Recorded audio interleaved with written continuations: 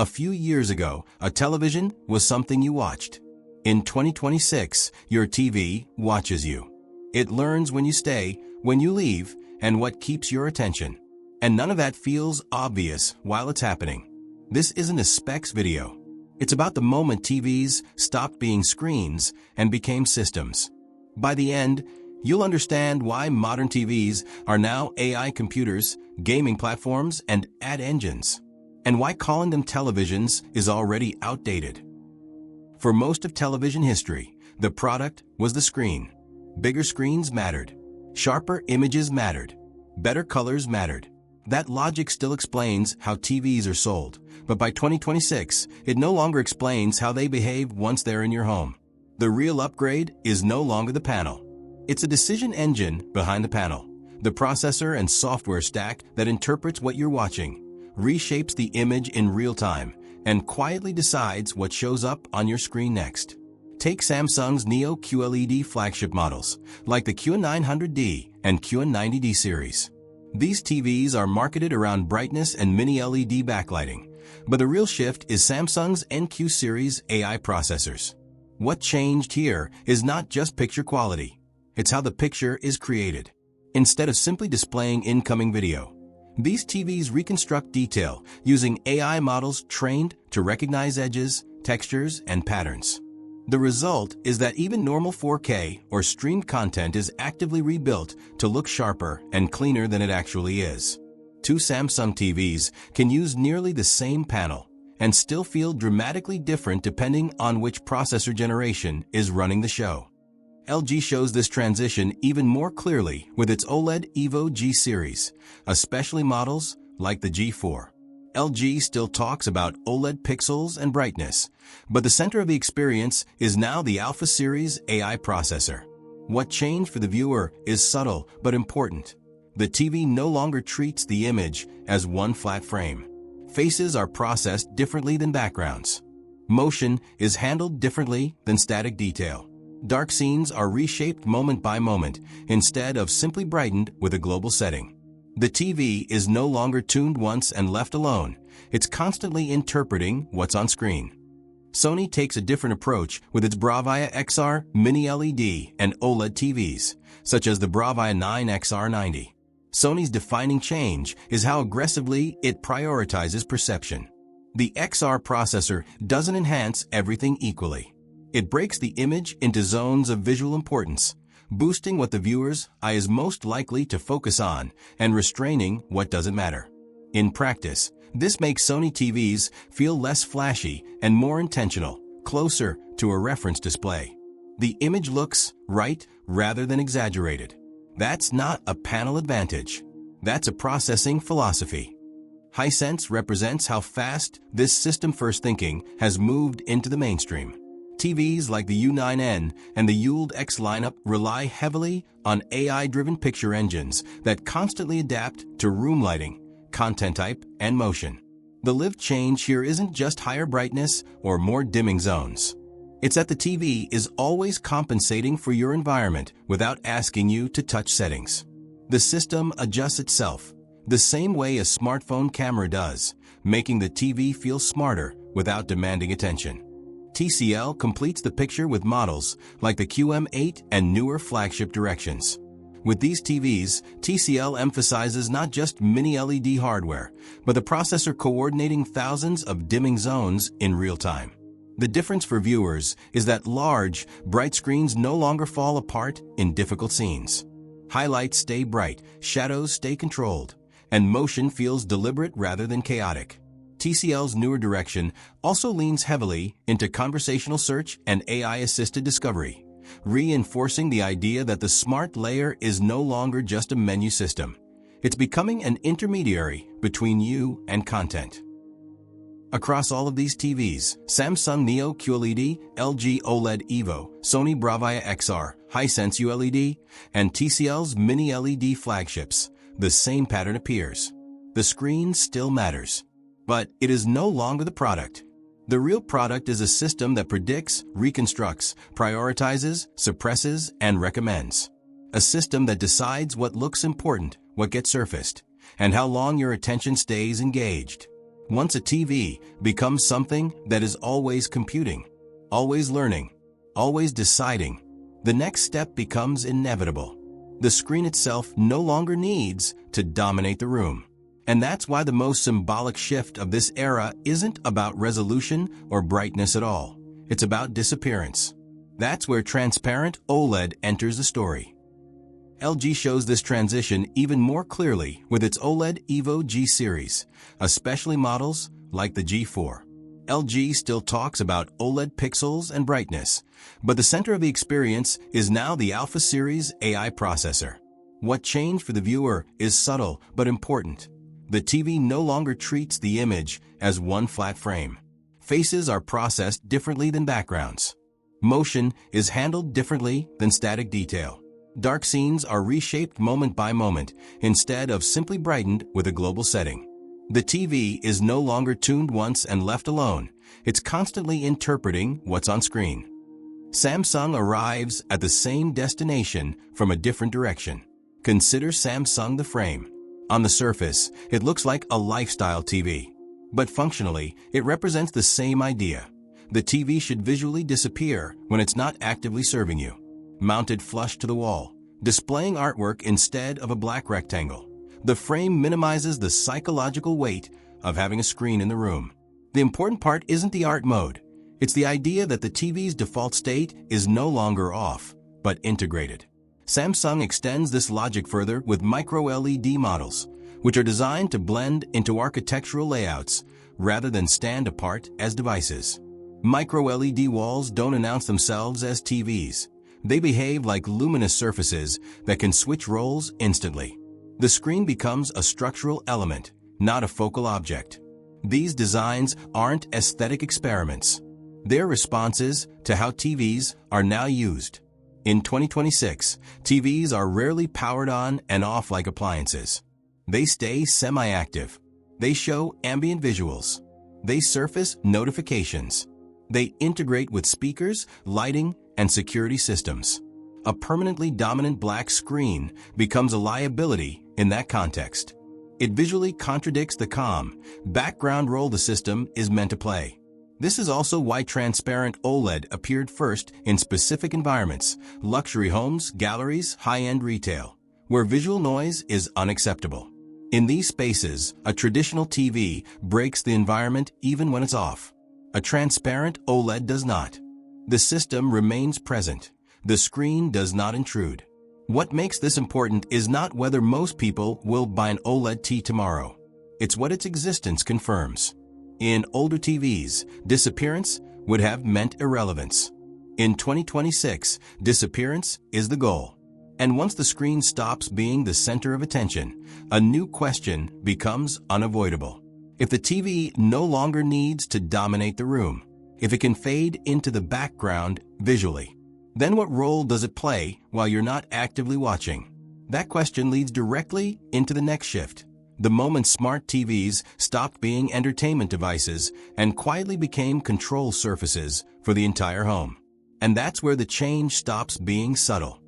Once the screen stopped needing to dominate the room, the TV's role changed. It didn't become less important. It became central, not as an entertainment device, but as a control surface.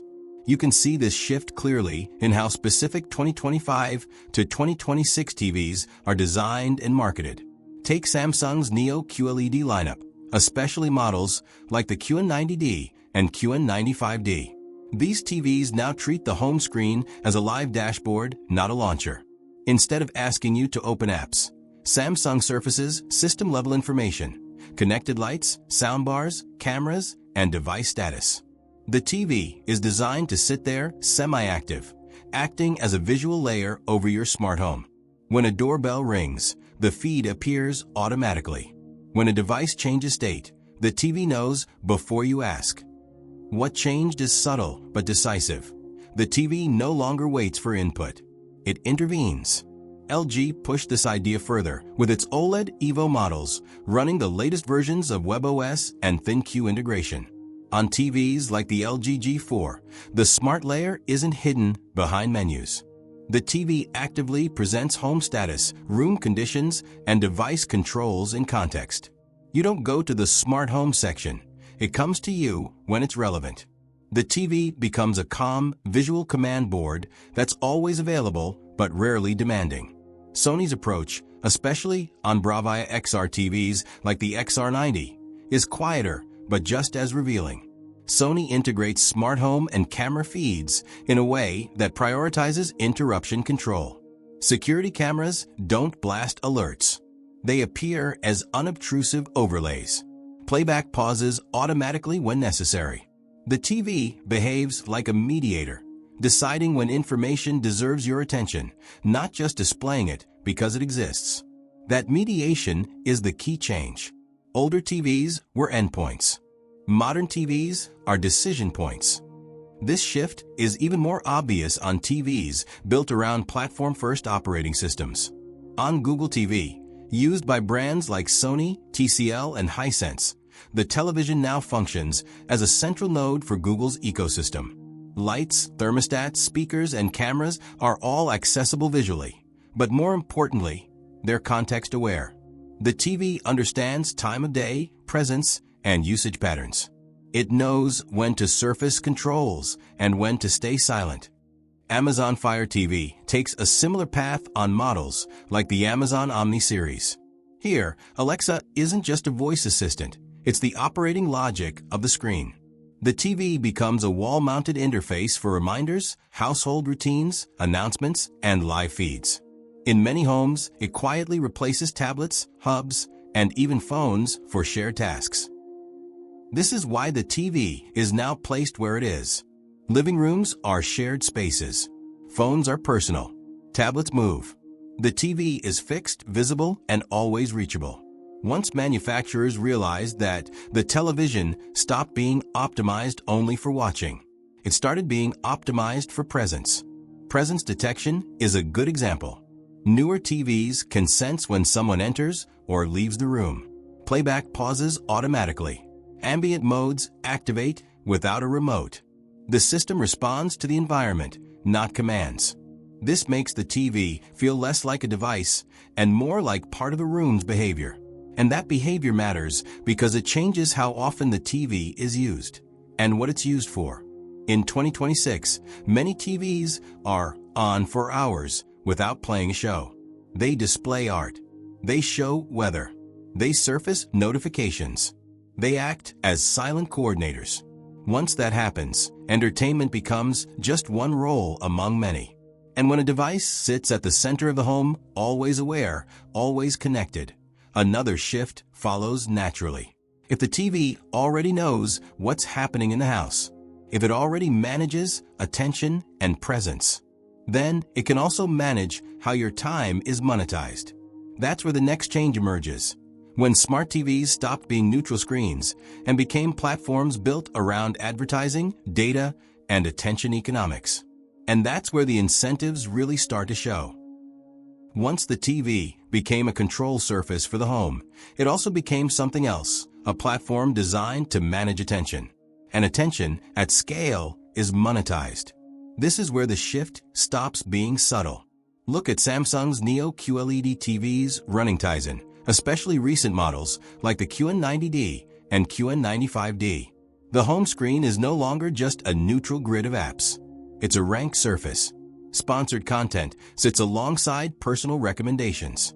Free ad-supported channels are blended with paid services. The TV decides what appears first, what is pushed down, and what disappears entirely. Samsung didn't add ads as an afterthought. It redesigned the operating system so advertising feels native to the experience. What changed for the viewer is not that ads exist. Ads always existed. What changed is where the ads live. They are no longer interruptions between things you chose.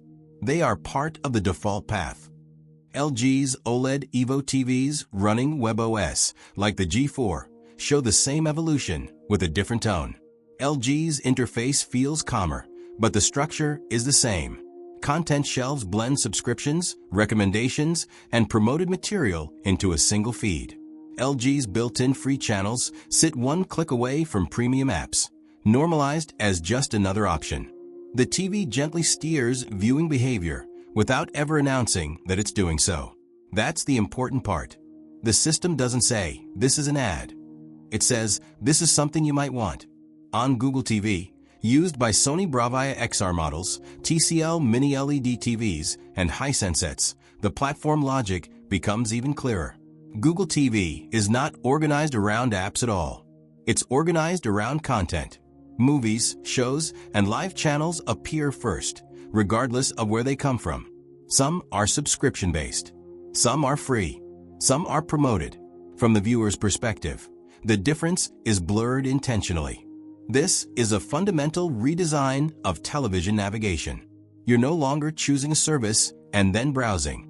You're browsing first and discovering where something lives later, if at all. Amazon Fire TV takes this logic to its extreme on models like the Amazon Omni series. Fire TV's home screen is explicitly commercial. Sponsored rows, autoplay trailers, and promoted content are integrated into the core layout. Alexa ties it all together, allowing Amazon to link voice requests, viewing behavior, and shopping data into a single feedback loop. The TV becomes part of a broader commerce ecosystem rather than a standalone device. In all of these cases, the TV is no longer optimized primarily for picture quality or even convenience. It is optimized for engagement duration. This explains why TVs have become cheaper relative to their hardware capabilities. The screen isn't the profit center anymore. The platform is. Free ad-supported TV channels, often called fast channels, are the clearest evidence of this shift. On modern Samsung, LG, Google TV, and Fire TV sets, hundreds or even thousands of free channels are preloaded. These channels cost nothing to access because you are not the customer. Your time is. The TV earns money every minute you stay inside that ecosystem. Once you see that, another behavior makes sense. Why the TV pushes content instead of waiting for you to search. Why autoplay exists outside of streaming apps. Why recommendations appear even when you didn't ask. The system is designed to keep sessions alive. This is also why personalization matters so much in 2026 TVs. Profiles, viewing patterns, time of day suggestions. None of this exists to help you find what you want faster. It exists to reduce the chance that you leave. And the TV has one massive advantage over every other screen in your life. It's shared, it's fixed, and it's always there. That makes it incredibly valuable. But there's a limit to how far ads and recommendations can go before they feel intrusive. Manufacturers know this. So the next shift isn't about more advertising. It's about making the system feel smarter instead of louder. That's why the next evolution focuses on prediction and automation, the point where the TV doesn't just show you things, but quietly decides when to show them and when to stay silent. At this point, the pattern should be clear. Smart TVs didn't become smarter just to improve picture quality.